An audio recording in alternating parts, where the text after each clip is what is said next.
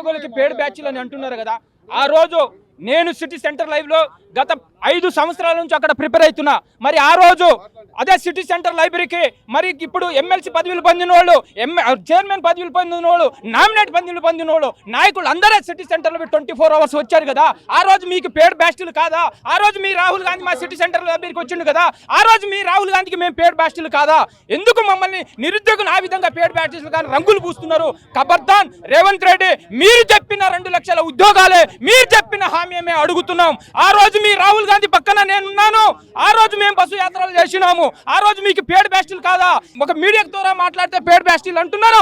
ఒక పార్టీ ఒకళ్ళు మాకు ప్రతిపక్షంలో ఉన్న పార్టీ మద్దతు వస్తే వాళ్ళని పేడ్ బ్యాచ్లు చేస్తున్నారు. ఆ రోజు మీరు ప్రతిపక్షంలో ఉన్నారు కదా. ఆ రోజు మీరు పేడ్ బ్యాచ్లు కాలేదా మీకు?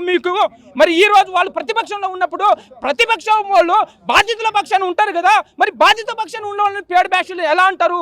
మీరు ఆ రోజు ప్రతిపక్షంలో ఉండి మాతోని వచ్చారు కదా. ఆ రోజు మీకు పేడ్ బ్యాచ్లు కాలేదా అని మీకు ఖచ్చితంగా ఈ రేవంత్ రెడ్డి ప్రభుత్వాన్ని అడుగుతున్నాం. అదేవిధంగా జూన్ 2వ తారీఖు లోపల మాకిచ్చిన 2 లక్షల ఉద్యోగాల హామీగానే మీరు నెరవేర్చని సమక్షంలో మేము జూన్ 2 తర్వాత ఖచ్చితంగా రాష్ట్రంలో ఉన్న 33 లక్షల నిరుద్యోగులు అందరం కలిసి మేము ఉద్యమ కార్యాచరణ ప్రకటించబోతున్నాం. మా సత్తా ఏంటో, మా ఆచారం ఏంటో, మా ఆలస్యం ఏమిటో, మా ఆవేదన ఏంటో జూన్ 2 తర్వాత మీరు చూడబోతున్నారు. ఖచ్చితంగా మీ ప్రభుత్వానికి బుద్ధి చెప్తామని ఖచ్చితంగా